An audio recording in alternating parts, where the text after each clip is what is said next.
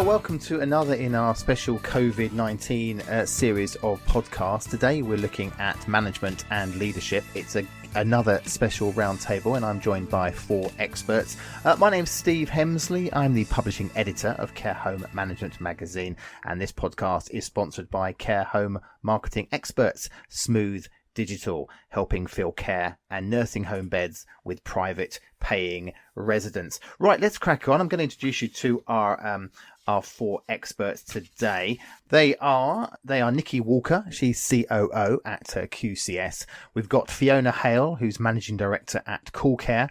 Sybille Steiner, who's a partner at law firm Irwin Mitchell, and Myrup, who is a product director at Planday. Welcome to you all. We really appreciate your time coming on the podcast. In these are crazy times for everybody, so thank you very much. Just so people listening know exactly who you are and who you're sort of representing, maybe you could just give a very quick sort of introduction to yourselves and your company. Nikki, would you like to start? Yeah, thank you, Steve. So I'm Nikki Walker. As Steve said, I'm the COO of QCS. My role is all about helping us to scale, but also making sure that we provide value to our customers. At QCS, we help care providers to deliver outstanding care. We're the UK's largest compliance provider. Over 80,000 users rely on us every day to give great care. And we provide policies and toolkits through our team of experts. Obviously, we are always updating policies. At the moment, we are updating them daily to support our customers with best practices in their business. All our COVID stuff is free out there. So if you are looking for support from a COVID perspective, by all means, log on to our website. Okay, thank you very much. And Fiona from CoolCare, can you tell us a bit about yourself and your company? Hi, I'm Fiona. I'm the managing director of CoolCare. So CoolCare has been delivering sector-leading care home management software for over 2 decades now. We come from a really strong heritage of building and operating care homes in the group of businesses that we belong to. So we're care home management specialists first and foremost who make software. And that means that we really get what life is like managing care home businesses, what the challenges are that are being faced and how we can best design our software to encourage best practice in how it's engaged with. Our raison d'etre is to help operators to run efficiently, saving time and money, and whilst ensuring that revenues are boosted through accurate capture on invoicing, etc., giving the home's time back to focus on looking after residents and spending time there, whilst keeping the accurate records for the wider business usage. Okay, thank you. And Sybille from Irwin Mitchell. Hello, my name is Sybille Steiner. I am a partner in the employment team of the national law firm Irwin Mitchell. The care sector is one of the sectors that is very important to us, and many of our teams and departments, including, for example, planning real estate and obviously the employment team as well, work very closely with many businesses in the care sector. We have, of course, been quite busy in the context of this coronavirus crisis. We also have some very helpful information on our website. We have a coronavirus page. We do run regular webinars every Thursday. Okay, thank you very much. And Anne Myrup from Planday. Hi, my name is Anne and I'm from Planday. I'm the product director at Planday, so responsible for product roadmap and how our product offering is looking and shaping up. So Planday is a SaaS company who offers a digital workforce management solution for companies with mostly shift-based workers. So we have a lot of customers in different industries who are also affected by the current situation, and we try to help them with scheduling their employees best as possible, keeping an overview of all their employees with the correct data, and of course also all the day-to-day work they have to manage in terms of communicating with their employees and making sure that everybody's up to date with where they're working, when they're working. Great, thank you very much, everybody. Right, I'm going to crack on talking about the whole area of sort of managing in a crisis, and this is obviously a crisis and a situation that is new to everybody, including care home providers. So Nikki from QCS, I was going to start with you. managing a crisis, I don't know whether you feel care home providers are quite geared up to doing that. What you think they should be focusing on, because it's all new, isn't it? What would your advice be? Yeah, and it is. I mean, obviously there have been crises before, but nothing ever like this. And when you think about how do you lead in a crisis, thinking about this just before we came onto this session and thinking, well, what are the most important things? And I love the power of three, and I always try and boil it down to what are three things that are the most important things that we've learned or I need to focus on. And so for me, I think firstly, got to act quickly, but not be completely reflexive. You've got to plan for contingencies. And tough times, it does call for immediate action. You've got to be thinking about, what's my plan? Have I got that in place? Am I thinking about the different things that might happen? And that can be a cost plan, it can be a people plan, but it's about thinking and actually putting together that plan so that you actually have something laid out that you can then react to. What I found is that the most valuable projection is based not often on a slightly pessimistic view of what you think is probably realistic. Most of us tend to be a little bit optimistic. And so when you think about having a plan in place and what the triggers and milestones might be when you have to make adjustments, make changes, it's thinking about, what do I think might happen? And then just taking it down a little bit. So you're reacting perhaps a bit quicker than you would do if you just followed the original plan. But the key is to be flexible. But I do think a key thing for me is to have a plan in place. The second piece is about who are the people that most matter. People that are absolutely vital to keep your operation going, and how much are you doing to keep close to them, to seek their ideas, to make sure they're okay, and to give them your attention. They're the people that are going to be able to actually maybe challenge your views, but also help you to stay on the right path, to be doing the right thing and to be moving the business forward. It may not be your direct team. Often, we have people in our organizations that are vitally important because they are experts in a specific field. They just the way they think about things makes it really, really important that we keep them close, that they are, really, really influencing our thinking. So that's the second thing. And then the thirdly is about communication. And for me, always it's about communicating openly and often. But when you're leading an organization in tough times, it just becomes so, so vital to be communicating all the time, calm, open, frequent. People need to know that the leadership team have got a handle on what the problems are and that they've got a plan to address it. But they want to know where they stand, but also what the organisation status is and what they can do to help. Yes. I mean, does a crisis like this, does it sort of, from what you've been saying there, really demonstrate to care homes where there are gaps in their crisis planning? Because you were talking about, maybe hoping for the best, but planning for the worst. I suppose when we all come out of this, those crisis plans are going to be revealed as adequate or inadequate, aren't they? Yeah, absolutely. And one of the things that we've seen a lot of our businesses come and ask for help for is around the whole business continuity planning. Not so much now because we're kind of really into it, but certainly at the beginning, the crisis really brought to the fore, have people got a plan? When you sit down and think about it rationally and logically, people, even if you've not done it before, you can put a plan in place to say, what are the most important things that I need to make sure I've got under control and that I'm planning how to go forward? Yes. Sybille, I was going to ask you, I mean, obviously from law firms offer a lot of crisis management advice, don't they, to leaders and managers of care homes. I mean, from what Nikki's been saying what is the role, do you think, for you from a legal perspective when it comes to having a plan in place that makes sure that everyone comes out the other end without having legal problems, I suppose? I think, yes, thank you, Steve. I think one of the important things to bear in mind is that this crisis does not mean that employment laws just fall by the wayside and do not apply. I would agree with the comment that it is most certainly better to just sit down and think about what the business wants to achieve and how that can be achieved. But always bear in mind that hasty measures which do not comply with employment law provisions might come back and bite at a later point.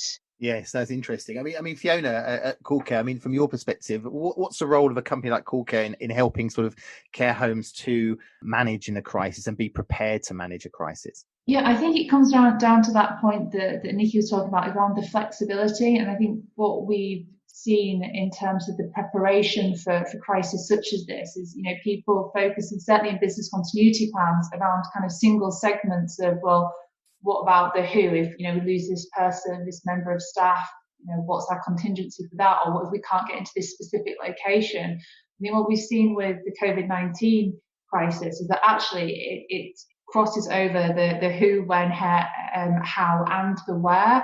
So what CoolCare provides in that is actually the central system, the kind of the core center where anybody can access it, and it's slightly agnostic to who does it. However your business has to react to delivering the service and keeping the business operable, you've got that core record there that you can access no matter what else is happening around the side. So you can maintain that flexibility but keep the rigor in your record keeping. And I think Sybille talked on it about the things falling by the wayside. In a crisis, that tends to be what happens. That actually crisis means it's not normal, and therefore things are changing rapidly. Expectations are changing. Who does things may be different, and so you need to have some core non-negotiables. What are the things that have to happen? Yes, and Anne from Planday. I mean, do you think with technology nowadays that's made it easier to plan? I mean, a few of you guys spoke about it's finding the time to have a proper plan, devise a proper plan, which you do need, but other things get in the way. Is technology making it easier to have a robust sort of crisis management plan? Oh, I definitely think it has. So one thing that's important is when you use your digital tools, I think you also said it, Fiona, that you always have them at hand and you can make sure that everybody gets the information when they need it and the format that they need it off. So it's easy to inform your employees on what's going on and have a plan for how to inform them. But also they can use the digital tools to have all the data you need on your employees one place at the same time, and that is constantly updated. So there's definitely a lot of important things you can use your digital tools for in a crisis like this. Definitely going around having the digital tools to communicate and having all data gathered in one place, and that is always up to date. Yeah, thank you, Anne. And it's quickly back to you, Nikki. We're talking a lot about planning, but what's your advice to a care home who maybe hasn't planned effectively and they suddenly find themselves in a crisis like the COVID-19 crisis that's really sort of come upon us quite quickly? Well, and I think we've heard lots of people mention the fact that there are now lots of digital tools that enable us to plan more easily, but the first piece is to recognise you need a plan. We are in a crisis, even if you haven't been specifically impacted by COVID-19 yet.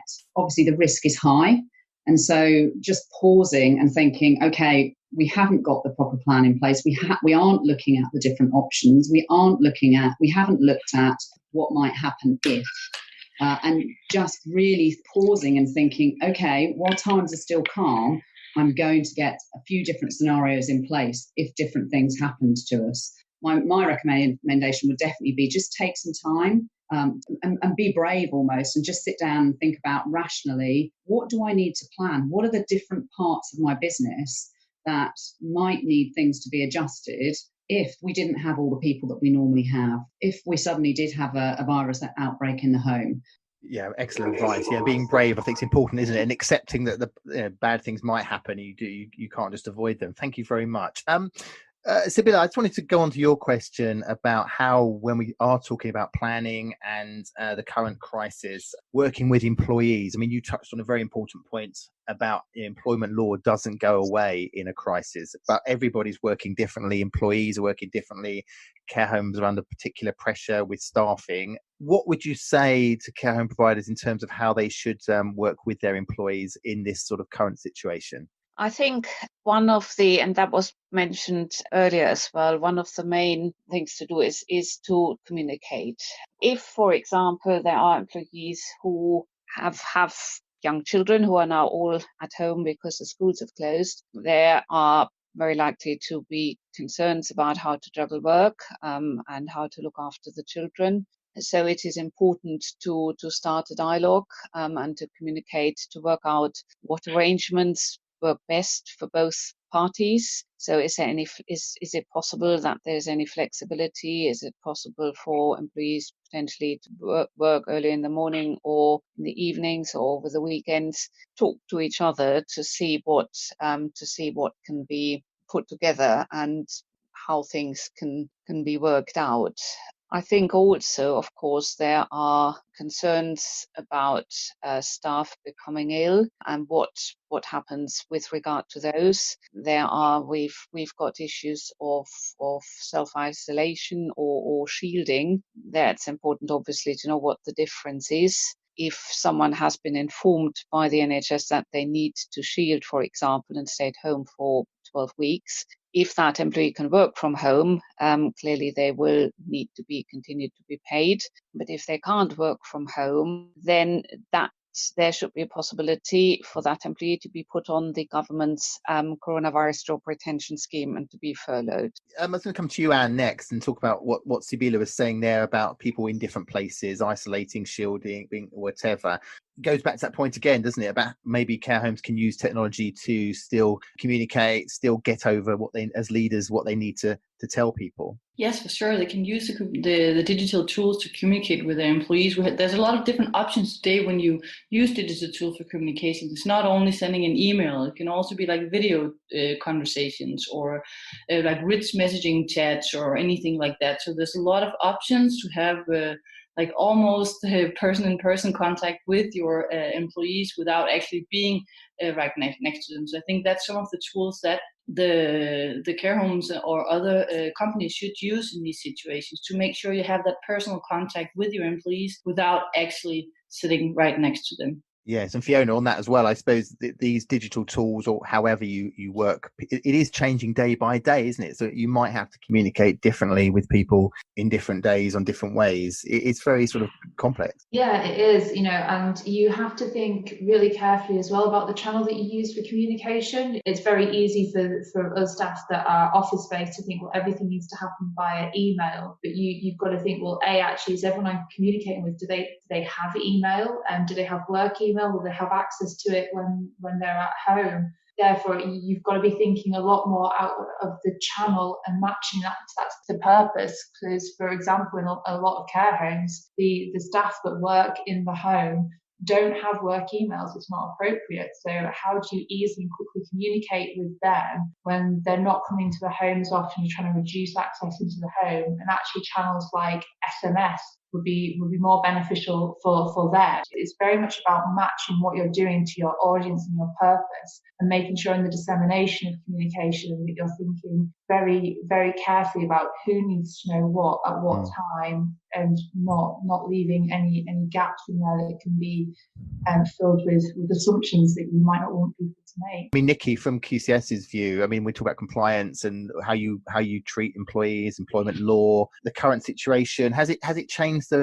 Is there a risk, or it can change the relationship between the managers and employees, or strengthen it? What do you think? I think, and just kind of referencing the previous point, just briefly before going on to that, I think, in some ways, the digital tools that we have available, we are so lucky. If this had happened 10 years ago, we just wouldn't have been able to function even in the way that we are now. And care homes, they've got their normal staff, but then they have got potentially volunteers. They've got people that aren't as used to working in their organisation, perhaps coming in now to provide levels of support. We have more and more staff with illness, and the digital tools do enable them to be able to communicate in the moment, provide people with help, provide people with guidance, providing, as we just heard, that we're using the right channels. Yeah, and on that point about employee relationship, has it changed, do you think, or could it change for the better or the worse during what's going on at the moment? Yeah, it's interesting, isn't it? I mean, we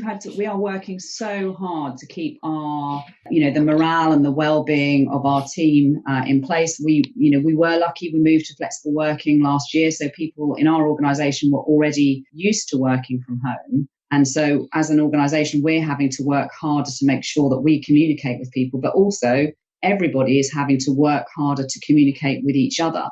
And I think that does shift how people see an organisation, but also how they see relationships within it. Yeah, thank you. And just back to you, Sybille, are there circumstances where the employer can insist that an employee comes into work, because it's such an important sector? Well, I think as I said earlier, normal employment law rules apply, and that obviously is the case for people who are new starters who can come in temporarily. So there isn't really, as far as that is concerned, any difference. Thank you very much, Sybille. Hi, Richard. Hey, Johnny, how's it going? Richard, not the best. I'm still struggling to fill the empty beds in the home. Oh no, have you given the guys at Smooth Digital a call? No, could they help? Sure, they help care home owners like you and me fill our beds with private paying residents. They can market you online on Google and Facebook. Oh yeah? I better give them a call. You'll be crazy not to, Johnny. I've built up a waiting list working with Smooth Digital. Just go on Google and search Smooth Digital. SMOOTH. 100% Smooth Digital. You're a lifesaver.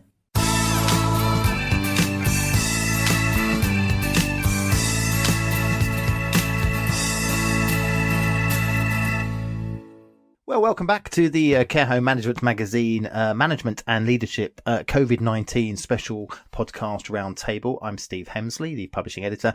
This podcast sponsored by Smooth Digital, helping fill care and nursing home beds with private paying residents. Just to remind you who's on our panel today, we have Nikki Walker from QCS, Fiona Hale from CoolCare, Sybille Steiner from Irwin Mitchell, and Myrup, who is from Planday. Thank you, guys. Now back to the topics. Fiona, I wanted to pick up on your topic. We've touched on a few of the things, but there was an interesting suggestion when you were sending through your sort of ideas around sort of data. And I suppose we're looking here at running the care home business in a normal way when people are working differently, maybe off sick.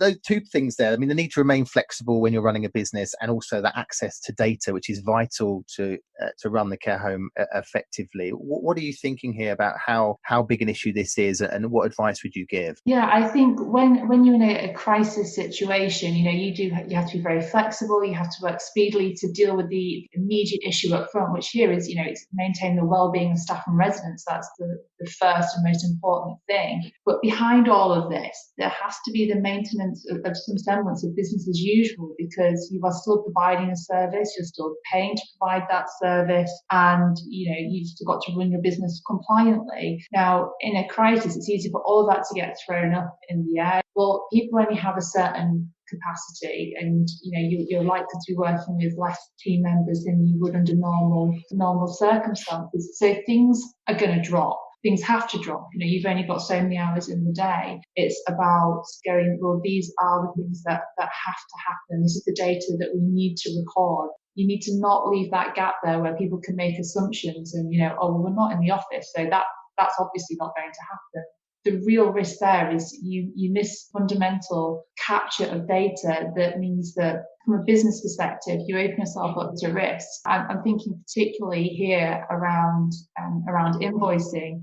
Care homes are providing care, they're providing services, paying for staff to deliver care to those residents in the home. As this crisis progresses, we see that the NHS and local authority are likely to want to increase the placement of residents into homes, and bringing people out of hospital that don't need to be there, to leave beds available for COVID-19 patients, and also to take people out of hospitals and protect them. It's already a challenge marrying up sometimes the data around who lived in a home for a certain amount of time, who was meant to be paying for it, and reconciling that against what the local authority and the NHS think. In this scenario, you've got care homes whose business processes are under an unusual stress and they're having to deal with remote working for the first time. You've also got the same situation happening in the local authority and the NHS. So the thing that's likely to drop here is accurate record keeping.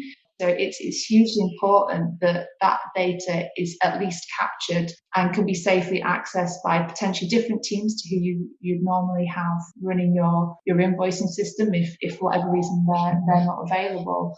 And I think it's just at this time of crisis, it's making sure that you've at least got some methodology for which data must be captured and some central system that is not reliant on a specific person, a specific location, or even a specific device. Thank you. I mean, Anne from Planday, I mean, that you can obviously probably relate to a lot of what Fiona's been saying there. I mean, record keeping, data, still crucial, choosing what's essential. I mean, what's your view on that? But also, are there any more data security risks in the current situation? What do you think? I totally agree with all of that. I think data is a vital thing to have in place in a situation like that. But I also say that, for example, in a crisis like that, you have to take a lot of your energy and put it into like not business as usual tasks. So it's very important also using your digital tools all the time to make sure that your business as usual tasks are structured and you have them in place, and that you have all your process around it correctly implemented in your tools and in your processes, so you're prepared for a crisis like this. This is also how you can use the digital tools to make sure that all of this data is in place and to get some insights out of the data on how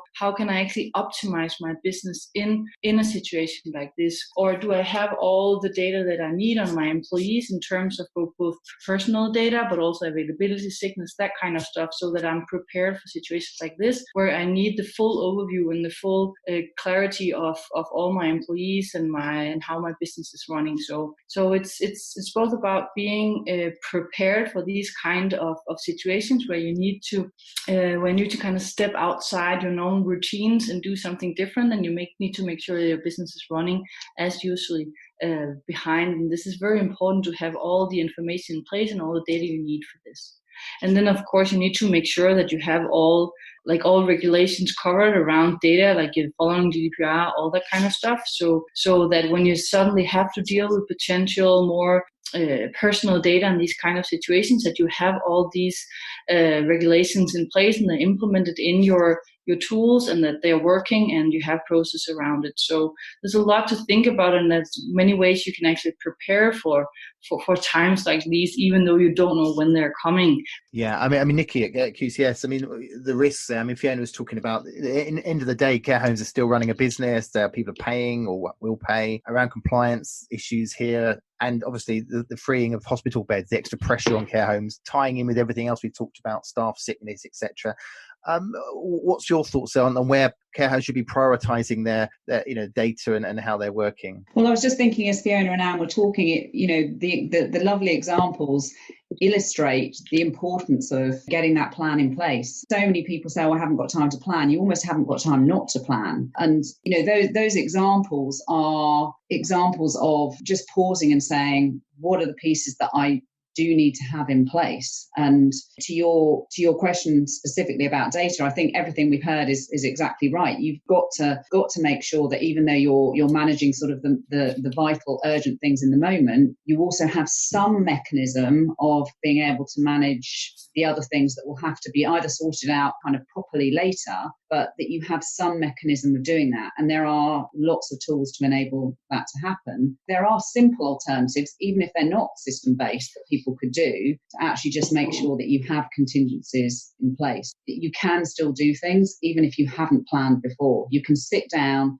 think about it rationally and put some basic plans in place. Yeah, thank you. And Sybille, I mean, when we talk about data now and people working differently from an employment law perspective, I mean, what happens here? What are the risks and challenges? Because we've all talked about how care homes under a lot of pressure, maybe that they might not break the rules but bend the rules slightly. I mean, what would your advice be? I think that my data protection colleagues would probably say, I mean, keeping data security right at the top of the list is absolutely vital. And I think I would say that from an employment law point of view as well. I think that's what I would add from the employment point of view. Yes, there. Yeah. Okay. And Fiona, just having heard what others have said, I mean, it seems to go back to the planning, doesn't it? So when people are planning their management crisis strategy, as it were, what's going to happen around data and being able to be flexible needs to be sort of included within that. I love a plan, and certainly a crisis plan and business continuity plans are super important.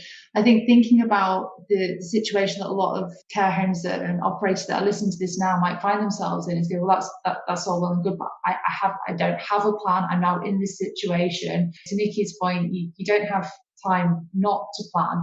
Equally, planning doesn't have to be a huge piece of work. You don't have to waterfall it all. You don't have to have all the answers. You can plan in a relatively agile way. These systems that you can bring in, if you've got a need, you can quite quickly find solutions that, okay, it's not gold plated, it's not the best thing for the long term, but it will get you to your end goal now. It doesn't have to be long and complex. You can very quickly plan something that gets you over that initial hurdle, review that plan in a couple of weeks' time, months' time, review it and change it. Planning can work in a kind of agile way. You don't have to have a 100-page plan up front. You can stage it as long as you've got those fundamental principles in at the start by which all of your planning is going to be guided around, such as maintaining good employment law practice. Plan it in chunks. Do the next most urgent thing. If you look at it all in one big go, it can be quite overfacing, and you end up having to put so much detail into it that for those then implementing it becomes tricky. Okay, brilliant. Thank you very much. Okay, I just want to our sort of final topic now from Anne Myrup from Planday. Now, we've touched on the importance of communication, and haven't we? And from a management, a leadership perspective, being able to communicate effectively to employees, whatever their job role, especially during a crisis, is probably more important than ever in terms of them being their well-being, them being able to do their job, caring and running the business. Do you think this current crisis will make care homes maybe take employee communication more seriously? And what about, it goes back to Fiona's point of planning, having that communication included within any crisis plan? How important is all of that? I think it's vital in a crisis like this, but I think there's also one thing we need to remember, and the whole thing about communication is we're talking a lot about how managers can communicate to employees when it comes to plans and that kind of stuff. I think it's also very important that we remember that there needs to be a channel going the other way as well. So employees needs to know where they can find the information, where they can see the plans, where they can ask the questions, because there will be a lot of questions no matter how you communicate to employees. So I think that's one thing that's very important also from a managing or leadership perspective when you deal with a crisis like this, that they know and they feel that they can ask all the questions that they have, and they know where can find the answers as well. And back to the whole planning topic, I think definitely the agile approach is the way to go here, because you often don't have time to build out a huge detailed plan. But another thing that's also important in that sense, I think, is to make sure you also take your employees kind of along all the way. So you tell them what were your considerations here, why did we choose to go down this road and not another road, and like keep them informed along in the process, so they know also what you are considering and why you're taking one turn and not the other, and let them know that we know this is not like a full implemented solution and a full plan, but we are doing this in order to get to that point, or we're trying this because we think this will work in this way. And so they also know that changes can come and you might not stick to this plan the entire time. Thank you. Sybille, I was going to ask you on this point. I mean, can good communication help care home providers, remain within the law, comply with employment law, that openness and transparency that Anne talked about there? Is it an important part when it comes to complying with employment law that there is good communication? I think it's an absolutely vital part, and that doesn't just apply in the current situation that we're finding ourselves in. That obviously applies generally anyway, but it is even more important at the moment. And Nikki, in terms of compliance as well, communication between managers and employees when we're talking about generally running the business well and being compliant, the tools you use, what would you say?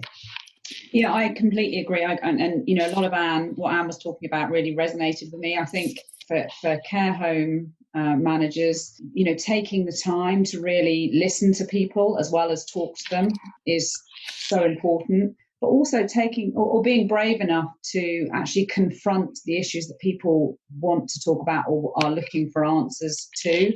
And we may not be able to give people answers to everything, But, just actually being brave enough to confront those issues and perhaps even recognize and say, I can't give you the answer to this. I ran a session with our team last week, and I said, look, I can't promise you everything's going to be okay, because we just don't know what's going to happen in a few weeks' time. What I can promise you is that we will communicate with you and keep you in the loop and do the things that Anne was talking about. Let them know what we're thinking about. Let them know some of the different things we've considered. And I'm not a natural communicator. I have to really work on it to make sure that I make the time for it. Yeah. I know what it's like when you're really busy, and I can only imagine what trying to run a care home at the moment is like. Yes, and Fiona, on that, I mean, it is when you're really busy running a care home, you might think, I don't need to communicate, people will know their jobs or whatever, but this being a bit humble and accepting and getting people to engage and understand that, okay, we're doing our best here, we're all learning as we go. Yeah, definitely. I mean, in a crisis, communication is everything. I mean, my background is comms, so I would say that communication is everything all of the time, but it's so important that you're engaging with your employees. And I think when we talk about communication, it's really easy to think of it as being that kind of that one way thing of communicating something outwards, but actually so much of it is about actively listening as well. Communication here, it's not just with staff, it's also with relatives. It's with all your stakeholders involved. You're listening to how they're feeling. You're giving them the information that will help them to understand the situation, understand how to react to it. And part of that is being quite human with it. It's giving them the confidence that you're aware of that, that actually this is something that I've not yet got an answer to, but I am working on it. And that frequency of communication and the positivity with which you can even talk about negative messages helps create that powerful message of we're in it together. This is a collaboration. I'm appreciative of your help. You are helping me through this. I understand your frustrations. And I think that's a key point, is being patient. Yes. I mean, Anne, just quickly back to you on that. I mean, obviously we talked a lot about digital tools, but Fiona touched on there, the human aspect. We're all in this together. I mean, do you think, obviously we don't want to over-rely, on the digital? There is a room that you've got to have maybe a bit of a blended approach in a crisis, that there's that human element as well. Yeah, for sure. I think also that's where we have to remember that digital communication is more than an email and more than text. You can use your video. You can use also video with more than one person at a time. So try to make the communication as personal as possible, and also be flexible in when your employees have time to communicate, right? Because as we talked about before, now with the whole situation with schools being closed and that kind of stuff, it's not necessarily that everybody can just quickly jump onto a call or something like that, because we have different schedules now with this situation. So flexibility and try to use as personal methods as possible would be like something I would say is important. Brilliant. Excellent. Thank you very much. Just before we go, I just wanted to ask you all just one final question. Having heard everybody else, and we are sort of 3 or 4 weeks into this crisis at the moment, what your one message might be to care home providers, managers? A few of you have talked about they need the confidence to manage in a crisis, don't they? And what one thing, a piece of advice you would give? I mean, Nikki, from your perspective, what would you say? I think, we've heard so many good pieces of advice on the session today, and I think managing in a crisis is different from managing day to day, but we are all managing mini crises all the time. And so this takes it up to a whole new level. But actually, when we draw on our reserves, we all have many skills that often we don't even recognize. And so I would say, just have the confidence to use what you do every day, but it's almost that it's more exacerbated in this situation. And the other piece I would say is almost don't be an island. We all have lots of people in our networks, often that we don't think have advice or guidance or information that could help us. And sometimes it's the unlikeliest places that can give us that nugget of how do I move forward from here? So if you are struggling, think about who can help you. Great advice. And Sybille, from your perspective, maybe care homes are worried about the law, whether they will break the law in some way during what's going on. It's all new. What would your advice be? I think my first message would be thank you very much for doing what you're doing. And I think we're all taking our hats off. We know it is extremely hard under normal circumstances, and it must now be even more difficult. As far as the employment law aspects are concerned, I would say take advice. There is a lot of information out there, and if more detailed advice is needed, I would recommend to speak to a lawyer to get specific advice. Great, thank you. And Fiona, from what what's going on out there at the moment to boost care home managers' sort of confidence in a difficult time, what would you say? You're not alone. There are lots of other businesses in the care sector that are dealing with the exact same issues, lots of care managers in the same position. But there's also a wider support network out there. And I think there's a lot of collaboration going on with suppliers, who are stepping up and are trying to help and take that help. It's there and it's free. Some advice that I was given years ago, which whenever I get into a point where I'm dealing with a crisis situation, I always reflect back on, because I find it so helpful, is to help give yourself that clarity of thought, is do something today that makes a difference. Do that one thing that will make that one change that will help you move one step forward, and think of it a step at a time. If you think of everything over the full plan all at once, it's going to be really overwhelming. Yeah, it's got great advice. Yeah, and I mean, it's true, isn't it? It can seem a bit overwhelming in the current situation. What would you say? And I'm also agree with all the stuff that's been said so far. And I think just to keep it short, I think everybody have to remember that there's light at the end of the tunnel. It will be good times again. You have to remember that, and then use the tools around you, use the people around you, because we're all in the same situation and we have to stick together through this. So I think that's the most important thing to say here. Great. Thank you very much. Well, that's it, everybody. We've run out of time. Thank you very much. So I'd just like to thank our panel again. That's Nikki Walker. She's COO at QCS. Fiona Hale, Managing Director at CoolCare. Sybille Steiner, Partner at Irwin Mitchell. And Anne Myrup from Planday. Thank you all very, very much. You've been listening to the Care Home Management Magazine Management and Leadership Podcast Special. I'm Steve Hemsley, the Publishing Editor of Care Home Management Magazine, and this podcast has been sponsored by Smooth Digital, helping fill care and nursing home beds with private paying residents. Well, thank you for listening. Thank you to everyone for taking part. We'll be back with another podcast very soon. Look after yourselves, and thanks for listening.